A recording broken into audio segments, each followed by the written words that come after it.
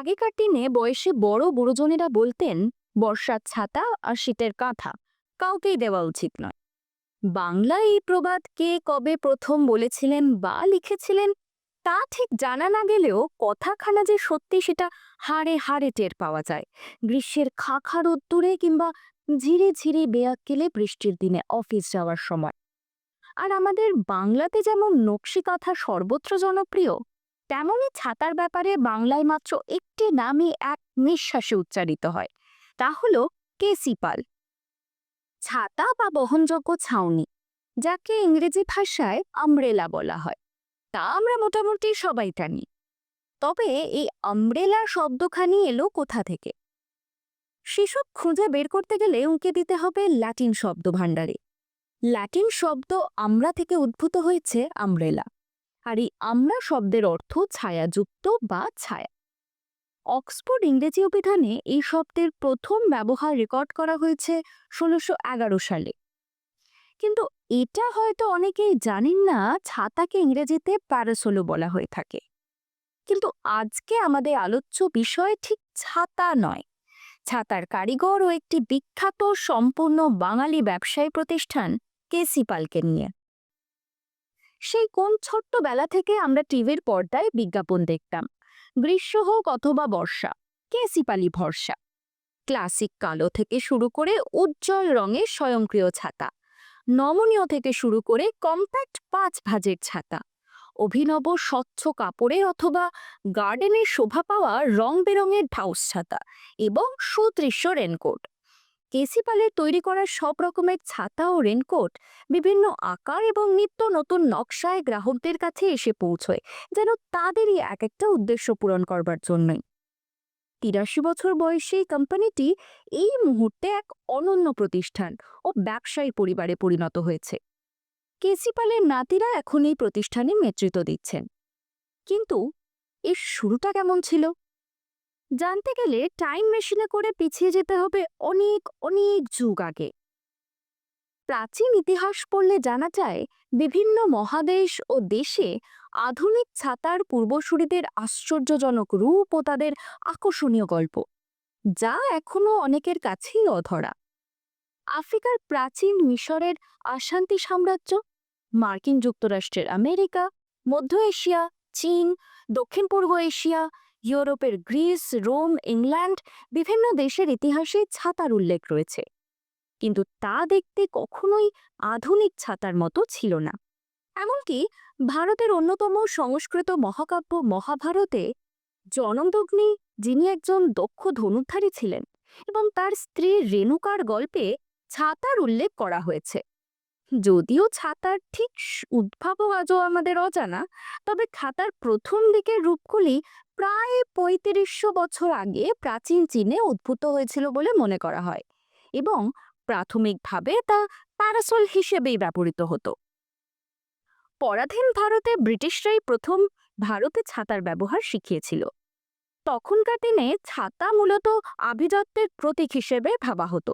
সেই সময় ভদ্রলোক, বাঙালি বাবু ছাতা ছাড়া ঘর থেকে বের হতে পারতেন না।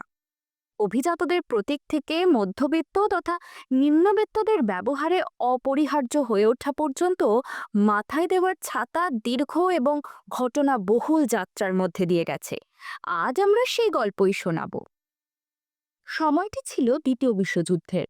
বছরটি ছিল ১৯৪২ এবং দেশ তখন তীব্র অস্বস্তির মধ্যে দিয়ে যাচ্ছিল। কলকাতায় তখন ব্রিটিশ রাজ। জাপানিদের ভয়ে ব্রিটিশ বাহিনীর তখন হিমশিম অবস্থা। হঠাৎই জাপানিদের বোমা হামলার ভয় তীব্র হয়ে ওঠায় বেশিরভাগ কলকাতাবাসী আতঙ্কিত হয়ে পড়ে এবং বহু মানুষ কলকাতা ছেড়ে পালাতে থাকেন। বেশিরভাগই শহর ছেড়ে গ্রামের দিকে আশ্রয় নেওয়া উচিত মনে করেছিলেন। এর সাথে রাজনৈতিক সংকটও তীব্র আকার ধারণ করে। এই সময় জনৈক ব্যবসায়ী তুলসীদাস পালের ছাতার ব্যবসা বেশ রমরমিয়ে চলছিল। নিত্য নতুন ছাতা বানাতেন তিনি, পয়সারও ছিল বেশ। দেশের এরকম অস্থির পরিস্থিতির মধ্যেও কার্তিকচন্দ্র পাল কলকাতায় থেকে যাওয়ার এবং তার বাবা তুলসীদাস পালের প্রতিষ্ঠিত ব্যবসা দেখাশোনা করার সিদ্ধান্ত নেন। তিনি তার বাবাকে অনুসরণ করে ছাতা তৈরি শুরু করেন এবং বড় বাজারের পুরুষোত্তম রায় স্ট্রিটে প্রথম দোকান খোলেন। শুরুতে লাভের মুখ না দেখলেও ধীরে ধীরে প্রসার জমতে থাকে। খুব অল্প সময়ের মধ্যেই তার পণ্যগুলি ব্যাপক জনপ্রিয়তা অর্জন করে। 5 বছর পরে তৃতীয় দোকান খোলেন হ্যারিসন রোডে, এখনকার মহাত্মা গান্ধী রোড। এরপর তিনি আরও কয়েকটি বিপণী খোলেন। কার্তিকচন্দ্র নিজের হাতে একাই সামলাতে লাগলেন ব্যবসা। বেড়ে উঠতে লাগলো চাহিদাও। কিন্তু 1947 সালে মাত্র 52 বছর বয়সে কার্তিকচন্দ্র শেষ নিঃশ্বাস ত্যাগ করেন। কিন্তু ততদিনে কেসি পাল ব্র্যান্ড হিসেবে প্রতিষ্ঠা ও জনপ্রিয়তা পেয়ে গিয়েছিল। তুলসী ভবন নামে চিত্তরঞ্জন অ্যাভিনিউতে বিরাট দোতলা বাড়ি করে গিয়েছিলেন বাবা তুলসীদাস। কার্তিকচন্দ্র নতুন আরও একটি বাড়ি বানানোর কাজ শুরু করলেও তা শেষ করে যেতে পারেননি। কার্তিকচন্দ্রের 4 ছেলের মধ্যে সেই বাড়ির কাজ শেষ করেন কার্তিকচন্দ্রের বড় এবং মেজ ছেলে অনাথনাথ ও বিশ্বনাথ। বর্তমানে তাদের 2টি 4তলা বাসভবন রয়েছে। বর্তমানে বড় ছেলে অনাথনাথ ও বিশ্বনাথের মৃত্যুর পর ব্যবসা 3টি টুকরো হয়ে ভাগ হয়েছে। অনাথনাথ নিঃসন্তান হওয়ার জন্য তার ভাগের ব্যবসা পরের 3জন ভাইয়ের 4 ছেলের মধ্যে সমান ভাগে ভাগ হয়েছে।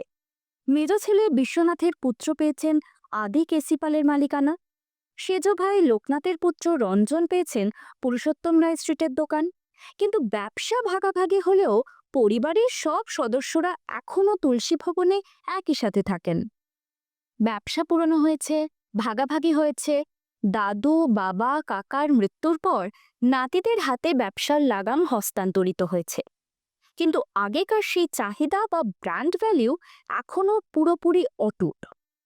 ছাতা তৈরির কাঁচামাল সবটাই আমদানি করা হয় তাইওয়ান থেকে। পলিয়েস্টার, নাইলন, পলিকার্বনেট, সিনথেটিক এবং ধাতব ছাতা তৈরি হয়। কলকাতার সিমলা অঞ্চলে এই প্রতিষ্ঠানের বহু পুরনো কারখানা রয়েছে, যেখানে প্রায় 40 জনের উপর কর্মচারী কাজ করেন।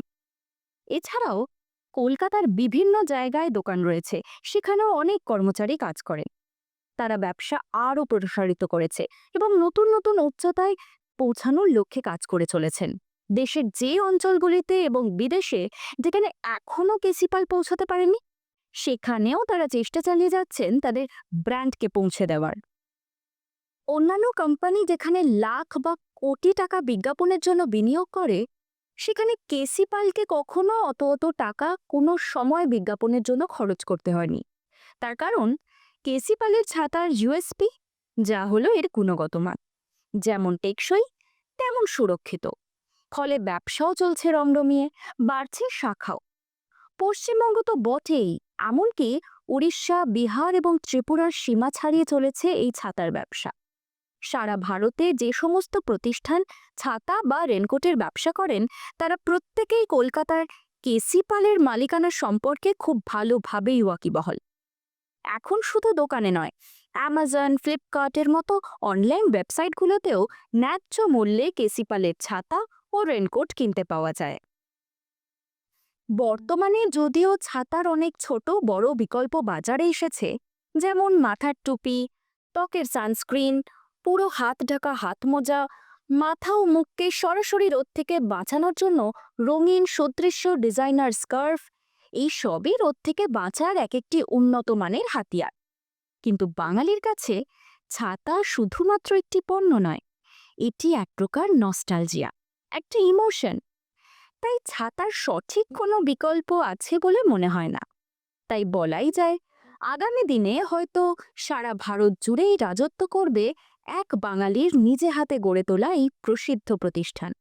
কে বলতে পারে, হয়তো একদিন দেশের সব রাজ্যেই ছড়িয়ে পড়বে বাংলার এই ছাতা। ছোট বড় সকলের হাতে হাতে ঘুরবে কেসিপালের ছাতা। এই বঙ্গের বোরোলিন, দুলাল চন্দ্র ভাঁড়ের তালমিছরি, নবীনচন্দ্র দাশের রসগোল্লা, কেওকার্পিন, তন্তুজা, খাদিমস, এবিপি গ্রুপ কিংবা পেঙ্গুইন ইন্ডিয়া প্রকাশনা, এর পাশাপাশি হয়তো জুড়ে যেতে পারে কেসিপালের নামও। হালের বাংলার ব্যবসার অবস্থা দেখে বহু লোক নাক সিটকোতেই পারেন, বলতেই পারেন বাঙালি ব্যবসা পারে না। তবে বাংলার এই প্রাচীন ও প্রবাদ প্রতিম ব্যবসাগুলি আজও মন্দার বাজারে সগৌরবে নিজেদের ব্যবসার প্রসার বিস্তার করে চলেছে। একই রাস্তায় এগিয়ে চলেছে কেসি পালক। এরপরে বাঙালি লাভজনক ব্যবসা করতে পারে না বা জানে না, এই কথা বলার আগে ভেবে বলাই বোধহয় সমীচীন। আপনারা কি বলেন? ভালো লাগলে লাইক ও বন্ধুদের সঙ্গে শেয়ার করতে ভুলবেন না। আরও নতুন নতুন গল্প শুনতে সাবস্ক্রাইব করে রাখুন আমাদের পডকাস্ট। এখন ইউটিউব ছাড়াও আমাদের পেয়ে যাবেন বিভিন্ন পডকাস্ট চ্যানেলে, যেমন গুগল পডকাস্ট, স্পটিফাই ইত্যাদিতেও। শুনতে থাকুন, শোনাতে থাকুন। শোনো না।